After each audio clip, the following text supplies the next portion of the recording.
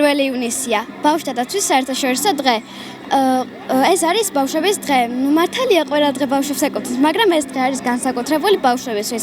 დღეს იქნება ძალიან ბევრი აქტივობა, სპექტაკლი და მხიარულება. და ყველა ბავშვს გილოცავთ ბავშვთა დაცვის საერთაშორისო დღეს. პირველ რიგში ბავშვებს ვილოცავ ბავშვთა დაცვის დღეს, ხოლო დღეს ზესტაფონის ფარიკაობის გუნდი გამოვედით ზესტაფონის ცენტრში და ასე ვთქვათ, ვარეკლამებთ ფარიკაობას და ვაჩვენებთ ჩვენი ფარიკაობის შესაძლებლობებს. და მე ძალიან მიხარია, რომ მოფარიკავე ვარ. ყველა პატარას ვილოცავ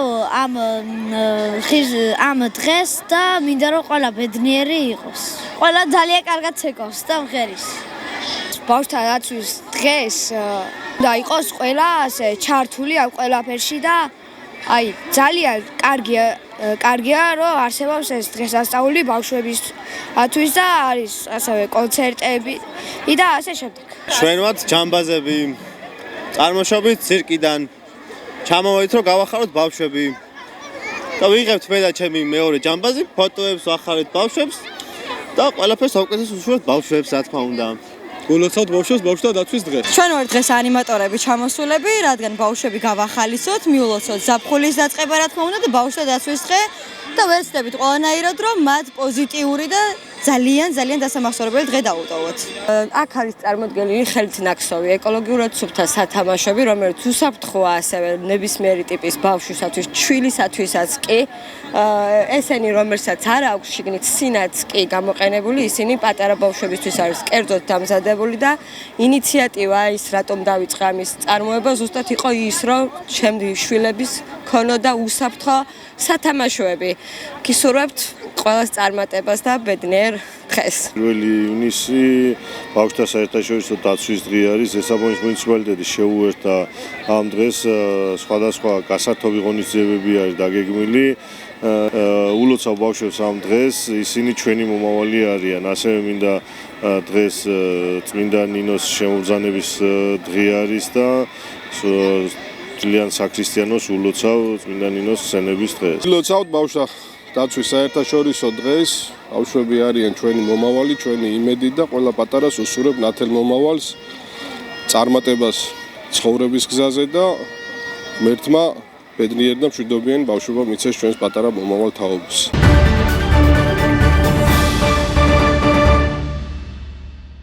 საქართველოს სამოციქულო ავტოკეფალური მართლმადიდებელი ეკლესია საქართველოში წმინდა ნინოს შემოსვლას ეიმობს. ჩვენს ქვეყანაში ქრისტიანობის სარწმუნოებად გამოცხადება წმინდა ნინოს სახელს უკავშირდება. ქრისტიანობის მქადაგებელი კაბადოკიელი ქალწულის დიდი დამსახურების გამო მას მართლმადიდებელი ეკლესია ქართველთა განმანათლებლად და მოციქულთა სწორად მიიჩნევს. ქალწული ნინო საქართველოში 323 წელს ჯავახეთის მთებით შემოვიდა. მასთან ღვთისმშობლის მიერ ბოძებული ვაზის ჯვარი ჰქონდა. ქართველთა განმანათლებლისა და მოციქულთა სწორის წმინდა ნინოს ქადაგებით საქართველოში ქრისტიანობა სახელმწიფო რელიგიად 326 წელს გამოცხადდა. წმინდა ნინოს ხსენება საქართველოს მართლმადიდებელი ეკლესია წელიწადში ორჯერ დღესასწაულობს. 1 ივნისს მისი საქართველოში შემოსვლა აღინიშნება, ხოლო 27 იანვარს გარდაცვალება.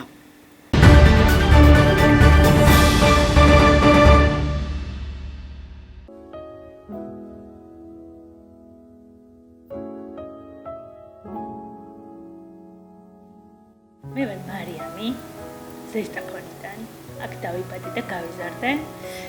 გარკვეული პერიოდი არ ვცხოვრობდი აქ, დაახლოებით 7 წელი. თავის დროზე დავტოვე აქაურობა. რამაც ვფიქრობ, რომ მაინც დიდი წვლილი შეიტანა ჩემი პიროვნების განვითარებაში, გავიზარდე სულიერად პიროვნულად და მგონია, რომ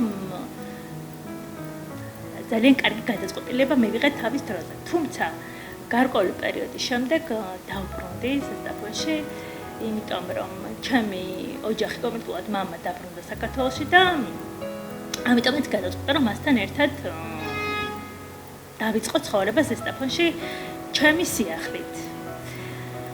მოკლედ მე მქონდა თბილისში სტუდია, რომელიც არც თუ ისე ცუდად მუშაობდა, თუმცა იქ იყო მეტი კონკურენცია, მეტი შესაძლებლობა ჰქონდა სხვასაც და ამიტომაც გადავწყვიტა, რომ ჩემს ქალაქში, სადაც ნაკლები კონკურენცია არის ამ სფეროში. ჩემი სტუდია წარმოება ჩემს ქალაქში. და ჩემი მარიკოს ფოტოსტუდია გავხსენე ზესტაფონში.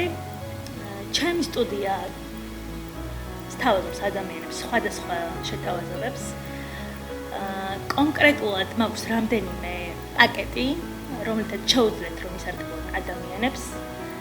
პირველი არის ის, რომ შეუძლიათ აქ მოსულ ადამიანს შეუძლია რომ იქირაოს სივრცე საათობრივად და ეს სივრცე გამოიყენოს თავის სურვილისამებრ, როგორც უნდა, რანაირადაც უნდა, რა დეკორიც უნდა, რა აქსესუარიც უნდა და ამ სივრცეში გადაიხდის მხოლოდ კონკრეტულ თანხას. ეს არის ჩემი პირველი შეთავაზება. რაც შეეხება მეორე შეთავაზების პაკეტს, არის ის, რომ შეუძლია რომ თავისი ტელეფონით, ან თუ სურვილი ექნება, რომ მე გადავიღო ჩემი ტელეფონით კონკრეტული ფოტოები და ვიდეოები, ეს იქნება დაბადების დღის, საორსულე ფოტოსესია, საოჯახო. მე გადავიღო ამ ჩემი ან თავისი ტელეფონით, ესეც სურვილისამებრ რა თქმა უნდა და ამ კონკრეტულ შეთავაზებაზე იხდის კონკრეტულ თანხას. რაც შეეხება მესამე შეთავაზებას, ეს არის სრული პაკეტი. მე ვთავაზობ ფოტოგრაფის მომსახურებას, ჩემს მომხმარებლებს საათობრივად.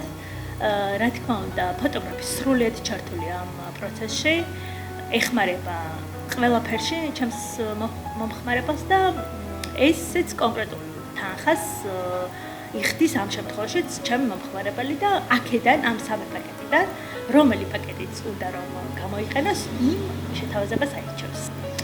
ზოგადად ადამიანებთან კომუნიკაცია არის ჩემთვის ძალიან ღირებული და მნიშვნელოვანი.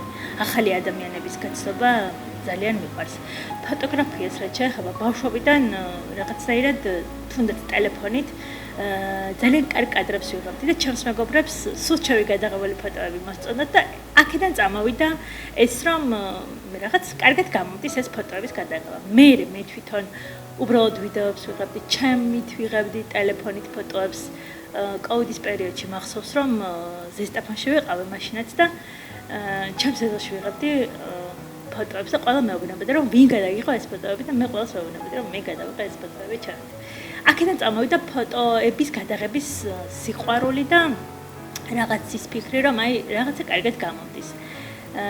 და რაც შეეხება უბრალოდ ფოტოს გადაღებას სხვისთვის ეს ძალიან მნიშვნელოვანია, იმიტომ რომ კონკრეტულ მოგონებას ინახავს ეს ფოტო, კონკრეტულ ემოციას ინახავს, რომელიც ძალიან დიდ ხანს გაგყვება ადამიანს და ძალიან მნიშვნელოვანი არის ეს. ყველა ადამიანს არ აქვს მნიშვნელობა ვიღაცას რაღაცა ფიზიკური პრობლემა აქვს თუ